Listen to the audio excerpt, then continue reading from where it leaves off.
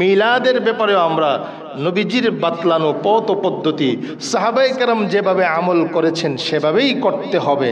তার বাহিরে গেলে আমাদের এটা ইবাদত হবে না, আমাদের এটা বিদআত হবে। বলেন কি হবে? বিদআত হবে। আল্লাহ রাসূল সাল্লাল্লাহু আলাইহি ওয়াসাল্লাম রবিউল আউয়াল মাসে আগমন করেছেন।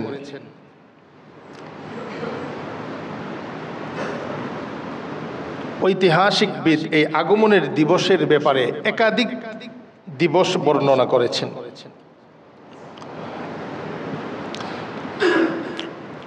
আল বিদায়া ওয়ান নিহায়া ইবনে কাসির আলাইহির রাহমা, ওখানে উনি অনেকগুলো মতামত উপস্থাপন করেন। কেহ বলেন 2 রবিউল আউয়ালে নবীজি দুনিয়াতে আগমন করেছেন, কেহ বলেন 8 রবিউল আউয়াল, কেহ বলেন 10 রবিউল আউয়াল, কেহ বলেন 12 রবিউল আউয়াল। প্রত্যেকের মন্তব্যের পিছনে তাদের দলিল নিয়ে আসছেন তিনি। এর মধ্যে 2টা মতামত নিয়ে তিনি পর্যালোচনা করেছেন। একটা হলো 8 রবিউল আউয়াল আর একটা হলো 12 রবিউল আউয়াল। এই 2টা যে সূত্র ঐতিহাসিকবিদ বর্ণনা করেছেন, এই 2টা সূত্র সনদ আলোচনা করার পরে ইবনে কাসির আলাইহির রাহমা মন্তব্য করেছেন 12 রবিউল আউয়ালে যেই মন্তব্য, এটা সকলের কাছে প্রসিদ্ধ যে আমাদের নবীজি 12 রবিউল আউয়ালে দুনিয়াতে আগমন করেছেন, এটা আমরা সকলে জানি। এই মতামতটা হলো প্রসিদ্ধ। কিন্তু এই মতামতের যে হাদিস আমাদের কাছে আসছে, হাদিসের সূত্রকে বলা হয় সনদ। এই সনদের মধ্যে একজন ব্যক্তি বলতেছে যে আমি অমুক থেকে শুনেছি, অমুক থেকে আমি বর্ণনা করতেছি। উনি যে এই কথা বলছেন যে আমি অমুক থেকে বর্ণনা করতেছি, যার নাম বলেছেন উনি তার জন্মের আগে মৃত্যুবরণ করছেন। অনেক হাদিসের মধ্যে সনদের মধ্যে এই ইত্তেসাল সম্পৃক্ততা, আমি ওনার সাথে সাক্ষাৎ আমার হয় নাই জীবনে, কিন্তু আমি বলতেছি আমি ওনার কাছ থেকে শুনছি। এই যে সমস্যাটা, এটাকে হাদিসের পরিভাষায়, উসুলিয়িনদের পরিভাষায়, হাদিস বিশারদদের পরিভাষায় এটাকে বলে মুনকাতি'। মানে এই সনদটা, এই ধারাবাহিকতার মধ্যে বিচ্ছিন্নতা ঘটেছে, মধ্যে আরেকজন ছিল, তার নামটা এখানে উজ্জ্বল হয়ে গেছে, নেই। ইবনে কাসির আলাইহির রাহমা বলে প্রসিদ্ধ যে মতামতটা 12 রবিউল আউয়াল, 12 রবিউল আউয়ালের যে ধারাবাহিক সনদ, এখানে একজনের নাম পড়ে গেছে, এই জন্য এই সনদটা হলো মুনকাতি'। আর এই সমস্ত সনদ দিয়ে কোনো দলিল প্রমাণ করা, কোনো দাবির উপরে কোনো একটা বিষয়কে প্রমাণ করা, এই সমস্ত সূত্র দিয়ে চলে না। কিন্তু তারপরেও দুনিয়ার সকলের কাছে এই মতামতটা প্রসিদ্ধ হয়ে গেছে। সকলেই বলে যে 12 রবিউল আউয়ালে আমার আপনার নবী দুনিয়াতে আগমন করেছেন। এবার তিনি 8 রবিউল আউয়াল ওই মতামতের যে সনদ, ওইটা নিয়ে আসছেন, ওইটা বিশুদ্ধ। কিন্তু বিশুদ্ধ হওয়া সত্ত্বেও এটাকে উনি সহিহ বলছেন, কিন্তু ওইটা প্রসিদ্ধ না। আমরা কেউই বলি না যে নবীজি 8 রবিউল আউয়ালে আগমন করেছেন। এখন প্রশ্ন হয় এখানে যে হুজুর আল্লাহ রাসূল সাল্লাল্লাহু আলাইহি সাল্লামের আশা নিয়ে মতবিরোধ কেন? মতবিরোধ হওয়াটা স্বাভাবিক। নবীজি যখন দুনিয়াতে আসছে, ওনার আশপাশের কেউই, বা আমরা যখন, আমাদের কেউ যখন দুনিয়াতে আসে, আমরা যেমন জন্ম কি করি, আমরা লেখি, বা কেউ গুরুত্ব দেয় বা কেউ গুরুত্ব দেয় না। জন্মের সময় তো আর কেউ জানে না উনি কি হবেন, কে উনি, এই জন্য গুরুত্বটা তাকে কম। এই জন্য এখানে যারা বর্ণনা করেছে প্রত্যেকে আপন আপন স্মৃতি থেকে বর্ণনা করেছে। ইবনে কাসির আলাইহির রাহমা এখানে একটা সুস্পষ্ট দলিল নিয়ে আসছে, যেই বৎসর আসহাবে ফিল, হস্তি বাহিনী বাইতুল্লাহতে আক্রমণ করতে এসেছিল, ওই বৎসর নবীজি সাল্লাল্লাহু আলাইহি ওয়াসাল্লাম রবিউল আউয়াল মাসের সোমবার দিবসে জন্মগ্রহণ করেছেন। সুবহানাল্লাহ। এখন ওখানেও তিনি হিসাব লাগাইছেন, বিস্তারিত আলোচনা করেছেন যে আসহাবে ফিল যখন বাইতুল্লাহতে আক্রমণ করার জন্য এসেছে, ওই দিন থেকে নিয়ে 50 দিন পরে নবীজি সাল্লাল্লাহু আলাইহি ওয়াসাল্লামের জন্ম হয়েছে। এই হিসাব করলে এখানে ইংরেজি হিসাব করলে আসে 9 রবিউল আউয়াল, সোমবার পরে।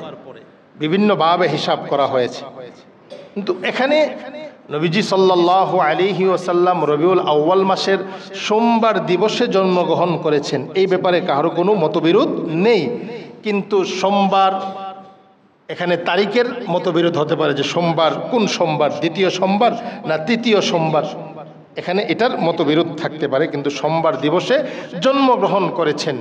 এই জন্যেই নবীজি সাল্লাল্লাহু আলাইহি ওয়াসাল্লামকে যখন প্রশ্ন করা হয়েছে, ওগো হাবিব, আপনি এই ইয়ৌমুল ইসনাইন সোমবার দিবসে আপনি কেন রোজা রাখেন?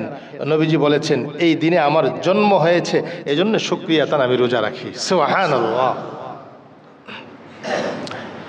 আমরা এই ঐতিহাসিক আলোচনার মধ্যে একটা আমল আমরা এখন জেনেছি, এটা হলো আল্লাহ রসুল সাল্লাল্লাহু আলাইহি ওয়াসাল্লাম ওনার জন্মের ব্যাপারে যে আমল করেছে, সোমবার দিবসে রোজা রেখেছে, এটা হলো একটা আমল। বলেন, এটা কি একটা আমল? উম্মতে মুহাম্মাদের অনেকেই এই সুন্নাহ পালন করেন, আলহামদুলিল্লাহ। এবার আসেন, এই দিবসকে উপলক্ষ করে আমাদের সমাজের বা আমাদের দেশের কিছু ভাই এখানে মিলাদের আগে তারা আরেকটা শব্দ বৃদ্ধি করে ঈদ বলে, ঈদ মিলাদুন নবী বলে। এই যে এখানেই আমাদেরকে আসতে হবে যে নবীজি সাল্লাল্লাহু আলাইহি ওয়াসাল্লামের জন্মের দিবসে যে ঈদ শব্দটা ব্যবহার করতেছে, এটা কি শরীয়তের কোনো জায়গাতে প্রমাণ আছে কিনা? হাদিস শরীফের কোনো হাদিসের বাক্য দিয়ে প্রমাণ করতে পারবে কিনা যে সাহাবায়ে কেরাম এই দিবসকে ঈদ বলেছে, বা স্বয়ং নবীজি সাল্লাল্লাহু আলাইহি ওয়াসাল্লাম এই দিবসকে ঈদ বলেছে? এই জন্য যে সমস্ত ভাইরা এখানে এই শব্দটা বৃদ্ধি করেছে, এটা শরীয়তের নিয়মের বাহিরে গিয়ে নিজেরা বাড়িয়ে দিয়েছে। এখানে ঈদ শব্দ ব্যবহার করার কোনো দলিল দেখাইতে পারবে না। বরং আপনারা সকলেই জানেন, আমাদের প্রিয় নবী যখন মদিনাতে আগমন করেছেন, আগমন করার পরে দেখে মদিনার মানুষ 2 দিন তারা কি করে? আনন্দ করে। তো আল্লাহ রসুল সাল্লাল্লাহু আলাইহি ওয়াসাল্লাম তাদের এই আনন্দ দেখেছেন। তো মুসলমান যারা, তারাও তাদের এই আনন্দগুলো উপভোগ করত। তো আল্লাহ রসুল সাল্লাল্লাহু আলাইহি ওয়াসাল্লাম মুসলমানদের জন্য সুসংবাদ দিলেন যে তোমাদের জন্য 2টি আনন্দের দিবস, যেটা আল্লাহ তাআলা এই জাহিলি জমানার এই আনন্দ দিবসকে পরিবর্তন করে তোমরা উম্মতে মুহাম্মাদিকে দান করেছে। এই 2টা হলো ঈদুল ফিতর এবং ঈদুল আযহা। এটা স্বয়ং আল্লাহ তাআলা তোমাদেরকে দান করেছেন। সুবহানাল্লাহ।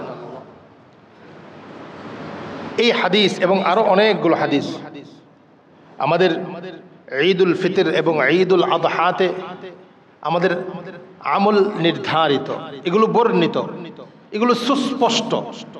কিন্তু ঈদে মিলাদুন নবী এই শব্দ ঈদ যারা লাগিয়েছে, এখানে না এই শব্দের কোনো দলিল দিতে পারবে না। এই দিবসে তারা এমন, যেমন ঈদুল ফিতরের দিবসে যেমন ইবাদত আছে, ঈদুল আযহার দিবসে যেমন ইবাদত আছে নির্ধারিত, তারা যে ঈদ লাগিয়েছে এখানে তারা কোনো নির্ধারিত ইবাদতকে এনে ঢুকাইতে পারবে? দলিলের দিক দিয়ে তারা এটা পারবে না। নবীজি সাল্লাল্লাহু আলাইহি ওয়াসাল্লাম দুনিয়াতে আগমন করেছেন, এটা তো সকলে আমরা আনন্দিত, সকলে আমরা খুশি। এই খুশির ব্যাপারে তো কারো কোনো দ্বিমত নেই, কিন্তু এই খুশিটা প্রকাশ করতে হবে যেভাবে নবীজি প্রকাশ করেছেন, যেভাবে সাহাবায়ে কেরাম প্রকাশ করেছেন, তাহলে এটা হবে ইবাদত। বলেন, তাহলে এটা কি হবে ভাই? ইবাদত হবে। তাহলে এটার মাধ্যমে আমরা আল্লাহ তাআলার পক্ষ থেকে বদলা পাবো। কিন্তু এর বিপরীত হলে এটা ইবাদত হবে না। ইবাদত যদি কেউ নিজের থেকে বানিয়ে ইবাদত করতে চায়, তাহলে শরীয়ত এটাকে বিদআত বলে। বলেন, এটাকে কি বলে? বিদআত বলে। এই জন্য আমাদেরকে এই সমস্ত বিষয়গুলো খুব সজাগ থাকতে হবে। এবার আসেন, রবিউল আউয়াল মাসে আমরা যে সমস্ত আলোচনাগুলো করে থাকি, এর মধ্যে বেশিরভাগ আমরা নবীজি সাল্লাল্লাহু আলাইহি ওয়াসাল্লামের জীবনী নিয়ে আলোচনা করি, সিরাত নিয়ে আলোচনা করি।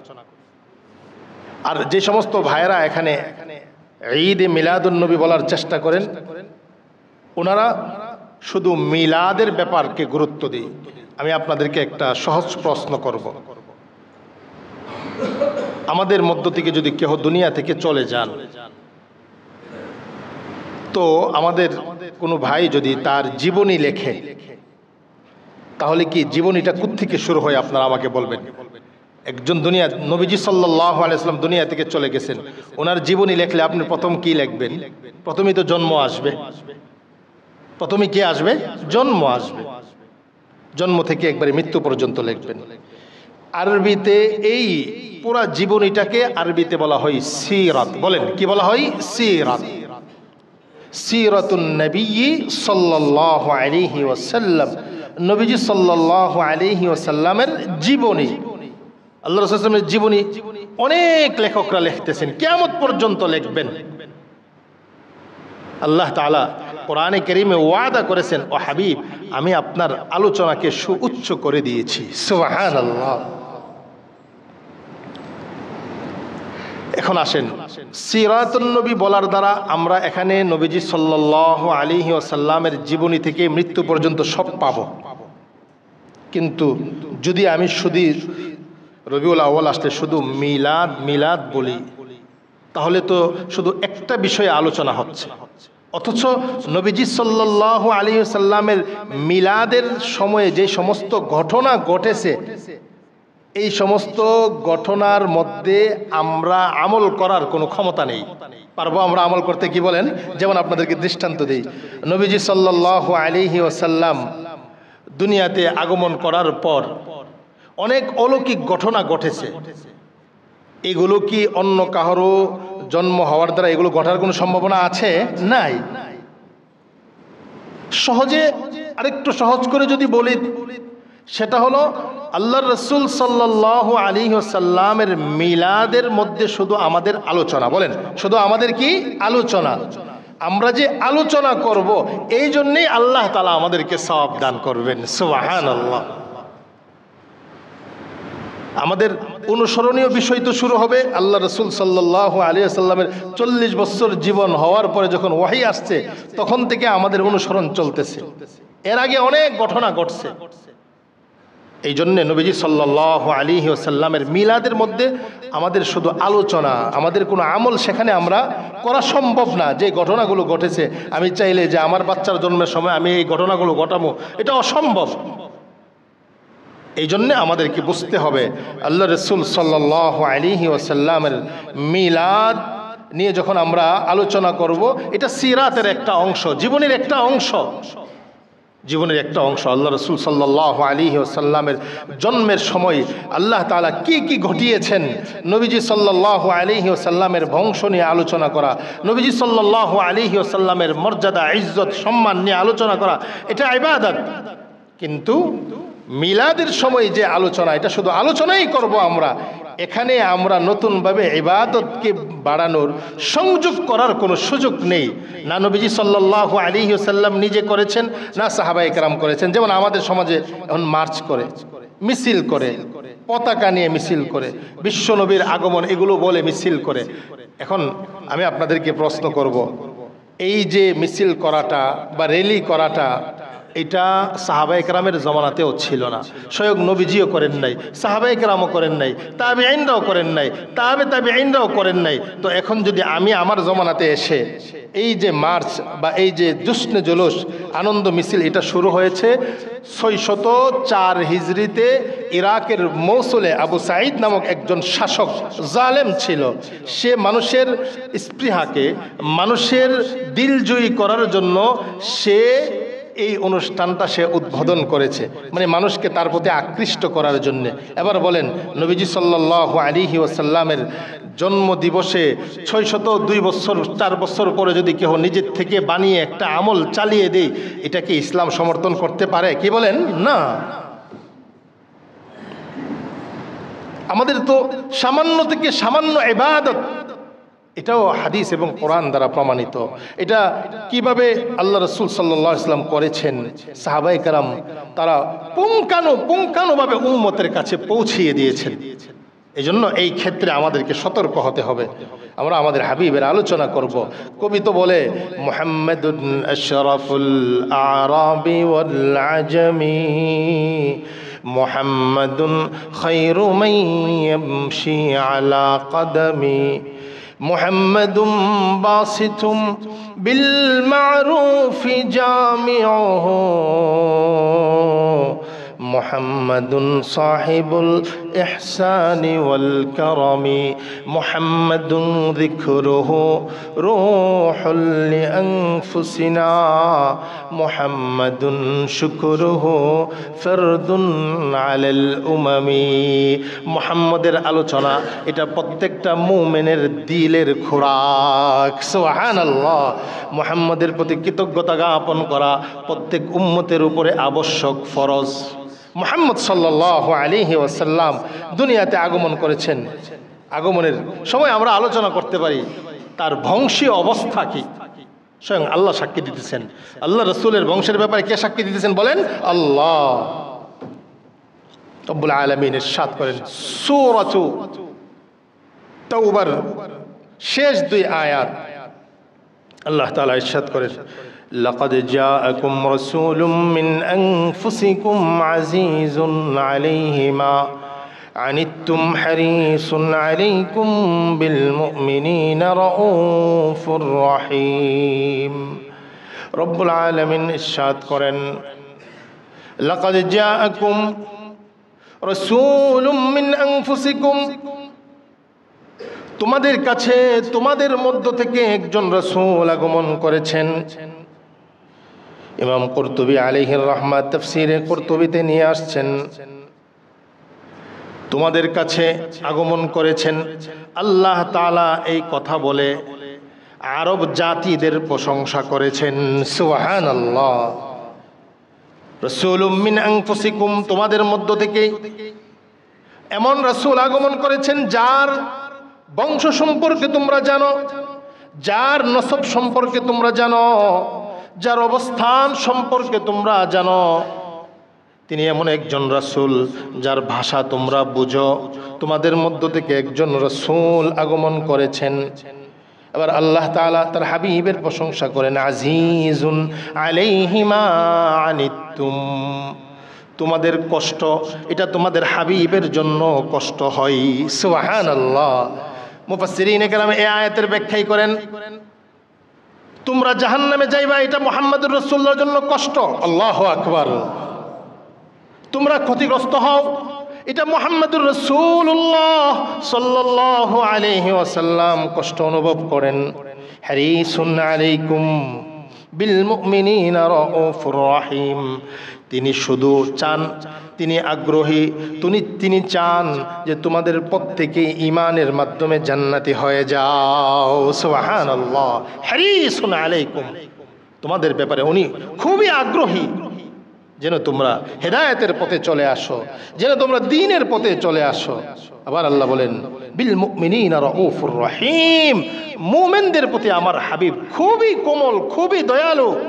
তাফসীরের কিতাবে লেখেন মুফাসসিরিন কিরাম যে আল্লাহ তাআলা সকল নবীদের নামের সাথে আল্লাহর গুণবাচক একটা নাম হয়তো ব্যবহার করেছেন, কিন্তু মুহাম্মদুর রাসূলুল্লাহ সাল্লাল্লাহু আলাইহি ওয়াসাল্লামের নামের সাথে আল্লাহ তাআলার দুইটা গুণবাচক নাম রউফ এবং রহিম বলে নবীকে সম্বোধন করেছেন।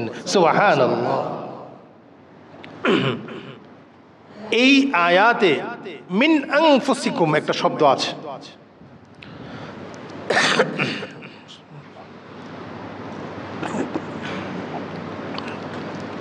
মিন আনফুসিকুম,